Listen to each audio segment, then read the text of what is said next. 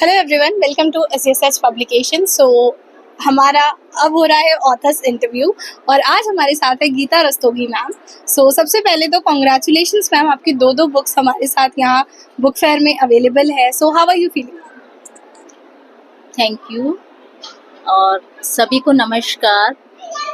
ये बहुत ही प्रसन्नता का विषय है कि आज यहाँ पर बुक फेयर में मैं यहाँ पर अपनी पुस्तकों के साथ मौजूद हूँ और SGSH पब्लिकेशन का इसमें एक बहुत बड़ा योगदान है। आप सभी को बहुत बहुत बधाई। Thank you so much ma'am. तो हमारी ऑडियंस को अपनी दोनों किताबों के बारे में कुछ बताइए। हाँ जी, ये कनक कनकते सौगुनी एक उपन्यास है जो एक प्रेम कहानी पर आधारित है। दरअसल इसको लिखने के पीछे जो मेरा उद्देश्य रहा है, आजकल जो समाज में हम देखते हैं कि विवाह और डाइवोर्स और विवाह में भी जो प्रेम विवाह हैं, तो ये सब को एक थोड़ा सा कभी कभी समस्या के रूप में देखा जाता है, बल्कि आजकल इसकी जो पुनरावृत्ति बहुत ज़्यादा हो रही है और प्रेम विवाहों के संदर्भ में ये बहुत ज़्यादा हो रही है कि प्रेम विवाह हुआ, चाहे कितने भी पुराने रिलेशन हो, और उसके बाद तलाक की समस्या अक्सर ही देखने में आती है। जबकि हमारी जो प्राचीन भारतीय संस्कृति है, एक समय ऐसा था कि जब जो लड़का और लड़की एक दूसरे को जानते पहचानते भी नहीं थे और विवाह चाहे वो थोड़ी जान पहचान के बाद हो या बिल्कुल भी बिना जान पहचान के, तो वो पूरे जीवन बहुत लंबे समय तक सुखी जीवन और टिकाऊ होते थे। तो इस चीज़ को देखते हुए मैंने ये कहानी लिखी थी कि इसमें बच्चे जो हैं बचपन से ही एक दूसरे को जानते हैं और उसके बाद वो थोड़े दिन के लिए एक दूसरे से दूर हो जाते हैं, फिर मिलते हैं। तो ये इस तरह की एक प्रेम कहानी है और इसका जो ये आप इसको पढ़ेंगे तो इसका ज़्यादा आनंद ले सकेंगे। पूरा एंड में इसका यहाँ पर नहीं खुलासा करना चाह रही हूँ। और आपकी दूसरी पुस्तक के बारे में भी कुछ बताइए। हाँ जी, ये वामाक्षी की अनुस्मृतियाँ हैं जो मैंने अनुस्मृतियाँ माने संस्मरण, इसमें मुख्य पात्र एक ही है, वामाक्षी।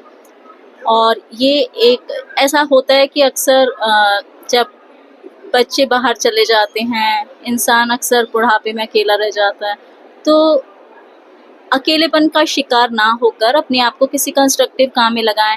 ऐसे में बुक राइटिंग या अपने अनुभवों को लिखना एक बहुत अच्छा तरीका होता है। तो इसकी जो कथा पात्र है, मुख्य कथा पात्र वामाक्षी, वो ऐसा ही करती है, अपने संस्मरणों को, बचपन के संस्मरणों को, स्कूल के संस्मरणों को वो इसमें साझा करती है। तो उसी से ये कहानी ली गई है। इस कहानी को जब आप पढ़ेंगे तो आपको इसमें बहुत सारी छोटी छोटी कहानियाँ अपने अनुभवों से मिलती जुलती लगेंगी और आपको लगेगा जैसे आप अपने ही बचपन को फिर से जी रहे हैं।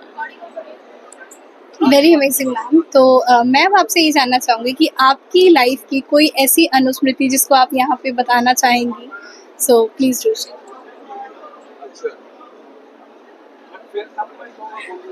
तो यही है कि मैं आपको ये बताना चाहूँगी कि मेरा जो लेखक बनने का सफ़र है वो कैसे शुरू हुआ।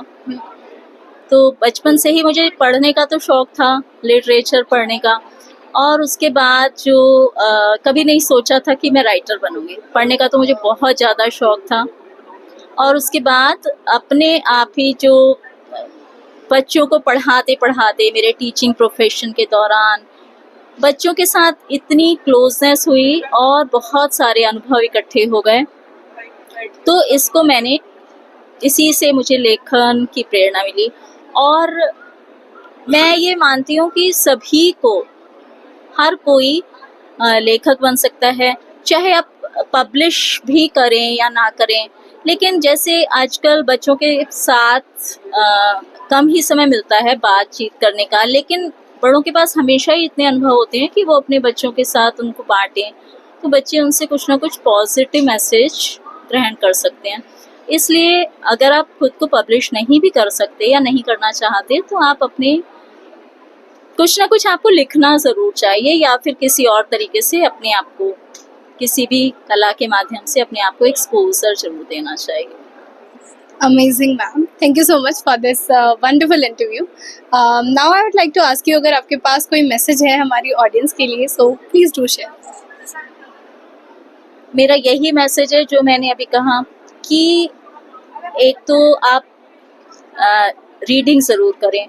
बुक रीडिंग का एक पैशन ऐसा होता है कि अपने इंटरेस्ट की आपको बुक्स कहीं ना कहीं से मिल ही जाएंगी, और बुक्स हमें एक हमारे साइलेंट टीचर्स होते हैं और हमारे साइलेंट फ्रेंड्स भी होते हैं, जिससे हम कुछ ना कुछ अच्छा सीखते हैं। तो हर एक को आज अपने इंटरेस्ट की बुक्स तो पढ़ना ही चाहिए, और अपने आप को किसी ना किसी आर्ट से, किसी ना किसी हॉबी से ज़रूर जोड़ के रखना चाहिए। और जिस भी फील्ड में आपका इंटरेस्ट हो, अपने मेन प्रोफेशन के अलावा उसको ज़रूर कुछ ना कुछ किसी ना किसी तरीके से अपना थोड़ा समय उसमें डेडिकेट करना चाहिए। और अपने काम को जब हम जिस भी कार्य से जुड़े हुए हैं उसमें थोड़ा सा ज़्यादा डेडिकेशन हमें मिलेगा अगर हम उन कामों को खुश होकर करेंगे, और ये एक तरह की देशभक्ति भी है। Great, ma'am. So now tell us कि आपका SESH पब्लिकेशन के साथ में एक्सपीरियंस कैसा रहा? SGSH publication is a very nice publication. एक बहुत ही डेडिकेटेड पब्लिकेशन है ऑथर्स के लिए, और इसकी जो पब्लिशिंग की क्वालिटी है बहुत ही अच्छी है, और कम समय में, और एक फैमिली एटमॉस्फेयर यहाँ पर मिलता है आपको। अगर आप यहाँ पर अपने बुक्स को पब्लिश कराते हैं तो आप